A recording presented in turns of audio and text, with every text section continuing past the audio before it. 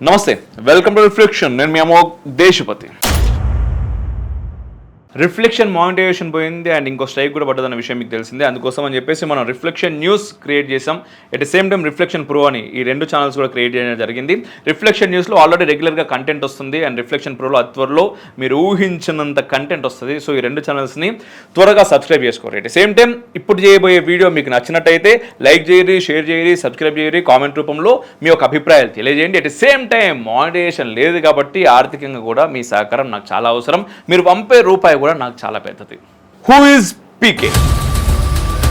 100% విజయంతో ప్రధాని మోదీనే మెప్పించగలగడం. 100% ఫెయిల్యూర్ నుంచి 5 ఏళ్లలో 100% విజయానికి చేరుకున్నాడు.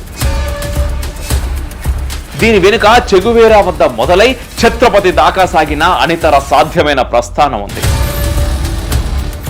తిరుమల వెంకన్న లడ్డు వ్యవహారంలో చంద్రబాబు మొదలు మోదీ వరకు అందరినీ విస్మయపరిచేలా దూకుడు ప్రదర్శిస్తున్నాడు. అసలు ఎవరి కొనిదల పవన్ కళ్యాణ్? కమ్యూనిస్టా? హిందుత్వవాద? కులాన్ని కాపు కాసే ఫకు ఆంధ్ర పొలిటికల్ లీడరా? తిరుమల వెంకన్న వరప్రసాదంగా వచ్చి కన్నాలు వేసే దొంగల్ని అరుకడుతున్నవాడా? హూ ఇస్ పీకే? పీకే అన్న 2 ఇంగ్లీష్ అక్షరాలకి అబ్రివేషన్ చెప్పాల్సి వస్తే పి అంటే ప్యాట్రియోటీ, మరి కే అంటే నైట్. ఇంగ్లీష్లో నైట్ అంటే వీరుడు, దేశంలో శత్రువులకి అడ్డుగా నిలిచే యోధుడు అని అర్థం. పీకే అలియాస్ పవన్ కళ్యాణ్లో మనకు కనిపించే 2 ప్రధానమైన పార్శ్వాలు ప్యాట్రియోట్ అండ్ నైట్. చాలా మందికి దేశభక్తి ఉంటుంది, కానీ ఏం లాభం? తెగించి పోరాడే దమ్ముండదు. పవర్ స్టార్ అన్న తన టైటిల్కి ఏమాత్రం అన్యాయం చేయని పవర్ఫుల్ ప్యాట్రియోట్ మన పిఠాపురం ఎమ్మెల్యే గారు. అందుకే 2 తెలుగు రాష్ట్రాల్లో దాదాపు 300 మంది ప్రజాప్రతినిధులు ఉన్నా నేను ఫలానా తాలూకా అని చెప్పేది ఇతని గురించే. ఆ క్రేజ్ కి కారణం ఎత్తు, ఒడ్డు, హెయిర్ స్టైల్, మ్యానరిజమ్స్ వంటివేవి కాదు, పవన్ కళ్యాణ్ అనే ఒక మ్యాజిక్. పాలిటిక్స్ తెలియని టీనేజీ పిల్లలు మొదలు రాజకీయాలు పట్టించుకొని గృహిణుల వరకు తాను మాయాజాలం, కల్మషం లేని కరిమబ్బు అంతటి ఇంద్రజాలం.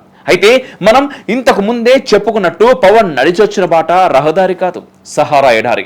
ఎర్రటి ఇసుకల్లో మోసం చేసే ఓయాసిస్ల మధ్య తన దండయాత్ర సాగింది. సినీ పరిశ్రమలోకి ఈ తమ్ముడు అన్నయ్య దారిలోనే తరలి వచ్చిండు. రాజకీయ యువరాజ్యంలోకి కూడా చిరుబాటలోనే కళ్యాణ్ కదిలి వచ్చిండు. అయితే బాక్సాఫీస్ వద్ద ఓటములు కొత్తేం కాదు పవర్ స్టార్ కి. పాలిటిక్స్ లోనూ ఫస్ట్ అటెంప్ట్ నిరాశపరిచింది. చిరంజీవి కాంగ్రెస్ వైపు చూస్తే పవన్ మాత్రం అన్నకన్నా సిద్ధాంతమే ముఖ్యం అనుకున్నాడు. అందుకే ఈనాటికి ఆయన కాంగ్రెస్ తో తప్ప ఇతరులు ఎవరితోనైనా కలిసి పనిచేస్తూ వస్తున్నాడు. 70 ఏళ్ల మన అస్తవ్యస్తానికి హస్తం కాకపోతే మరెవరు కారణం? ప్రజారాజ్యంలో పరశురాముడై పంచలూడదీసిన అక్కడితో తన గండ్రగొడ్డలిని కడిగి పక్కన పెట్టేయలేదు. ప్రజారాజ్యంలో ఎక్కడ ఆగిపోయాడో మళ్ళీ అక్కడే జనసేనతో ప్రారంభించాడు. ఈసారి సేనాని పరశురాముల ఆవేశంతో కాక శ్రీరాముడిలా 14 ఏళ్ల సుదీర్ఘ వనవాసానికి సిద్ధపడ్డాడు. 2014లో మోదీ చంద్రబాబులతో వేదిక పంచుకున్నా అధికారం పంచుకోలేదు. ఎందుకంటే ఆయనకు కుర్చీ అసలు అంతిమ లక్ష్యమే కాదు. తాను కోరింది ఇటు బాబు అటు మోదీ చేస్తారని భావించాడు. కానీ తర్వాత ఏం జరిగిందో ఏంటో మనకు తెలిసింది. టీడీపీ బీజేపీ మధ్య చెలరేగిన ఉక్కపోతలో ఫ్యాన్ గిర్ర తిరిగింది. ఇక లాభం లేదనుకున్న పవన్ కళ్యాణ్ స్వయంగా బరిలోకి దిగిండు. 2019లో ఒంటరిగా అభిమన్యుడై పోరాడి ఓడిండు. 2024 కల్లా మరోసారి తాను జీవితం విసిరే సవాళ్లను ఎలా ఎదుర్కోగలడో తేల్చి చూపించిండు. అభిమన్యుడి నుంచి అర్జునుడిగా పరిపక్వత చెందిండు. 2 చోట్ల ఓడిన వాడు ఈసారి ఒకే ఒక్క సీటుకు పోటీ చేసిండు. దీన్ని కాకపోతే మరి దేన్ని కాన్ఫిడెన్స్ అంటారు? 100 ఏళ్ల పురాతన పార్టీ నేత, 3 ప్రధానుల్ని అందించిన కుటుంబం నుంచి వచ్చి కూడా 2 చోట్ల పోటీ చేసిండు.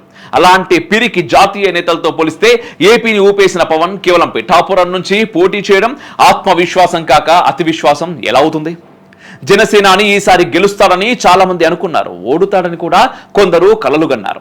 నక్క తోడేలు అంటూ కథలు చెప్పిన అక్కలు అవక్కయ్యారు. అయితే ఇదంతా ఏదో జాతకంలో గ్రహాలు అనుగ్రహించడం వల్ల జరిగిపోయిన అదృష్టం కాదు. గత దశాబ్ద కాలంలో పవన్ పొలిటికల్ కెరీర్ పెట్టిన అనూహ్య పరుగుల యొక్క ఫలితం. గంగా నది హిమాలయాల్లో పుట్టి కిందకు ఒక్కో అడుగు పతనమవుతూ కాశీ చేరి విశ్వనాథుని సేవించుకొని అక్కడ కూడా ఆగకుండా సముద్రం వైపు దూసుకెళ్తుంది. హైదరాబాద్లోని ఫిలిం నగర్ నుంచి ఆంధ్రాలోని పిఠాపురం వరకు పవన్ ప్రయాణం కూడా అలాగే సాగిందని చెప్పాలి. గంగ స్వచ్ఛంగా మొదలై పడుతూ లేస్తూ మునుగుతూ ముంచుతూ ఎక్కడ ఆగకుండా బంగాళాఖాతాన్ని చేరుతుంది. అలాగే సినిమా రంగంలో అత్యంత ఎత్తున ఉన్న పవర్ స్టార్ జనసేనానిగా మారి జనం కోసం కిందికి దూకిండు. ఆ క్రమంలో చిరంజీవి పక్కన నిలిచాడు, మోదీకి జై కొట్టాడు, బాబుతో మైత్రి చేశాడు. అంతవరకు ఆయనని తిట్టిపోసిన ఎర్ర జెండాల వారు ఒక దశలో ఆయనకు లాల్ సలాం చేశారు. పవన్ కూడా ఒక రాజకీయ నాయకుడు చేయాల్సిన ఎత్తులు పై ఎత్తులు అన్ని వేస్తూనే వచ్చిండు. వైకుంఠపాలిలో ఆయన తాను కమ్యూనిస్టుని అంటూ, అంబేద్కర్ నాకు ఆదర్శం అంటూ పాచికలు కూడా విసిరిండు. కానీ పీకే చేసిన కొన్ని ప్రయోగాలు బెడిసికొట్టాయి. ఎర్ర జెండాలు ఎర్ర కండువా ఆయన పాలిట పాములుగా మారి మళ్లీ కింది వరుసకి తీసుకొచ్చి పడేసినాయి. మోదీతో 2014లో మొదలైన ప్రయాణం 2024 కల్లా మళ్లీ మోదీ ఆమోదంతో ఊపందుకుంది. ఎట్టకేలకు దశాబ్దం తర్వాత ప్రధాన జన సైనికునికి జనామోదం లభించింది. ఆయనని అసెంబ్లీ గేటు దాటనివ్వమని వెర్రి ప్రగల్భాలు పలికిన వారు అసెంబ్లీలోంచి వెలివేయబడ్డారు. జీవితంలో తొలిసారి చట్టసభలో కాలు మోపిన పవన్ మాత్రం ఉత్త మంత్రి కాదు, ఉప ముఖ్యమంత్రి అయ్యిండు.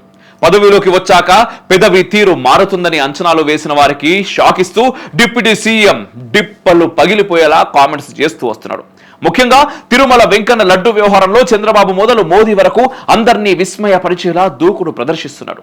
సనాతన ధర్మ బోర్డు అత్యవసరమని తేల్చి చెబుతూ తనకు ఓట్లు సీట్ల రాజకీయ అక్కర్లేదని నిరూపించిండు. సెక్యులరిజం అంటే హిందూ ధర్మాన్ని పట్టించుకోకపోవడం, మైనార్టీల్ని నెత్తిన ఎత్తుకోవడం అనే కాంగ్రెస్ మార్కు కపటానికి ఫుల్ స్టాప్ పెట్టేసిండు. బీజేపీ తప్ప మరెవరూ మాట్లాడని హిందుత్వ భాషని భావాన్ని పవన్ తెలుగులో ప్రతిధ్వనించాడు. అదే సమయంలో ఇతర మతస్థులెవరిని ముట్టడించలేదు. మెజార్టీ మతస్థుల ఓట్లు కావాలి గాని వారి పాటలు అక్కర్లేదనే దగుల్బాధితనాన్ని పీక్ పారేసిండు. తిరుమలలో జరిగిన తీవ్రమైన పాపాన్ని తట్టుకోలేక 11 రోజుల దీక్షకు దిగిండు పవన్ కళ్యాణ్. అది చేయమని ఆయనను ఎవరు చెప్పారు? 2 తెలుగు రాష్ట్రాల్లో దేశవ్యాప్తంగా ఉన్న హిందుత్వవాదులు, హిందూ నాయకులు ఎవరికి ఈ ఆలోచన రాలేదే? దట్ ఈస్ జనసేనాని. ఆయన మాట్లాడేది ఆయన మనస్సులో నుంచే వస్తుంది. మెదడులో నుంచో పైపైన పెదవుల మీద నుంచో రాదు. అందుకే వెంకన్న స్వామి పట్ల జరిగిన అపరాధానికి మనస్ఫూర్తిగా ప్రాయశ్చిత్తం చేసుకుంటున్నాడు. పవన్ ప్రస్థానం చూస్తే మనకు అడుగడుగునా నిజాయితీ తప్ప మరేం కనిపించదు. కొందరు దాన్ని గందరగోళ వ్యక్తిత్వం అనుకుంటారు, మరికొందరు పొలిటికల్ స్టంట్స్ అంటూ వచ్చారు. ఆయన కమ్యూనిస్ట్ అని అన్నాడు, అందులో అబద్ధమేం లేదు. సమాజం కోసం పరితపించేవాడు ఏదో ఒక దశలో కమ్యూనిస్టు అయ్యే ఉంటాడు. కానీ కమ్యూనిస్టుగానే మిగిలిపోతే అది తెలివి తక్కువ తనం అవుతుంది. పవన్ కమ్యూనిస్టుగా లేచి నిలబడి చెగువీరా అంటూ పరుగులు తీసాడు. అంబేద్కర్ అంటూ కాస్త విశ్రమించి తనని తాను పరిశీలించుకున్నాడు. మధ్యలో మేరీ మాత అన్నాడు, యేసు క్రీస్తు అన్నాడు. ఇఫ్తారు విందులో నెత్తిన సెక్యులర్ టోపీ కూడా పెట్టుకున్నాడు. నా కూతురు క్రిస్టియన్ అంటూ సంచలనం రేపిండు. ఏది చెప్పినా అందులో లేనిది స్వార్థం, ప్రతి మాటలో ప్రతిధ్వనించింది నిజాయితీ. కల్మషం లేనివాడు కాబట్టే తోచింది మాట్లాడిండు. నోరు తెరిచిన ప్రతిసారి మరింత పరిపక్వత ప్రదర్శించిండు. పవన్ కళ్యాణ్ సారథ్యం చేయడానికి వచ్చిన కృష్ణుడు కాదు, యుద్ధం చేయటానికి సిద్ధమైన అర్జునుడు. అందుకే మొదట్లో ఆయన విషాద యుగంలో మునిగి తేలాడిండు. అయోమయంలో గాంధీవం చేజార్చేసిండు. సినిమా హీరోగా మొదలై పొలిటికల్ లీడర్ గా రథమెక్కి జీవితం అనే శ్రీకృష్ణుడు నేర్పిన గీతా పాఠం వంట పట్టించుకున్నాడు. ఎన్నో ప్రశ్నలకు స్వయంగా జవాబులు తెలుసుకున్నాడు. ఇప్పుడు తాను గందరగోళం కాదు, మండే అగ్నిగోళం. ప్రకాష్ రాజుల వంటి మిడిసిపడే మినుగుపురులకు అంతిమ సంస్కారం. పిఠాపురం నుంచి మొదలై ఢిల్లీ పీఠాన్ని కూడా ఆకర్షించిన దుమారం. అయితే పవన్ సగటు రాజకీయ నేతల్లాంటి చెరువో సెలయేరో కాదు, అతను ఒక గంగా నది. సినీ హిమాలయం నుంచి బయలుదేరి సామాన్య జన సముద్రం వైపుకు పరుగులు తీసే భాగీరథి. పయనం ఇప్పుడే మొదలైంది, ఇంకా ఎంతెంతో మిగిలే ఉంది. కమ్యూనిజం, అంబేద్కరిజం, సెక్యులరిజం ఉపనదుల్ని కలిపేసుకున్నాడు. హిందుత్వపు కుంభమేళాతో ప్రస్తుతం ఉప్పొంగుతున్నాడు. మున్ముందు మరింత పోటెత్తి పవన్ అనే ప్రవాహంతో మన తెలుగు రాష్ట్రాలే కాదు, ఢిల్లీ రాజకీయాలు కూడా సస్యశ్యామలం అవ్వాలని ఆశిద్దాం. జై హింద్, భారత్ మాతా కీ జై.